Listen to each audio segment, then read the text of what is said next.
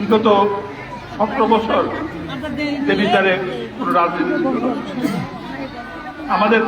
আমাদের নেতা কর্মীদেরকে রক্ষা করার জন্য আমাকে ওই রাজি ফখরের সাথে তাল মিলিয়ে চলতে হয়েছে।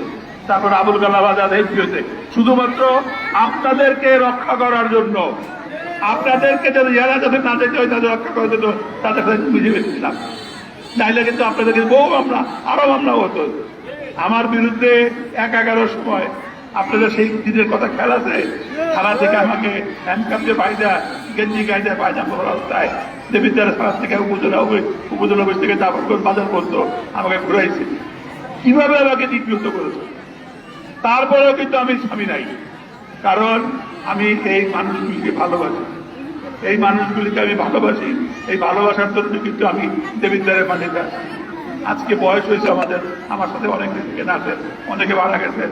তারা ব্যস্ত নসিব করো, আল্লাহর কাছে দোয়া করি তারা ব্যস্ত নসিব করুক।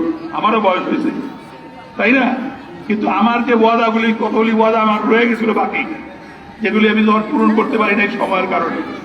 কারণ 2006 সালে আমরা নির্বাচন করতে পারি নাই। 2006 সালে আমাদেরকে অ্যারেস্ট করে নিয়ে যায়, 2 বছর জেলে ছিলাম। আমার স্ত্রী 3 মাস জেলে ছিল। আমার 2 সন্তান দেশ ছেড়ে পালিয়ে গেছিল। 2 বছর পরে আমি আমার ব্যবসা বাণিজ্য সব শেষ হয়ে গেছে, সব শেষ হয়ে গেছে।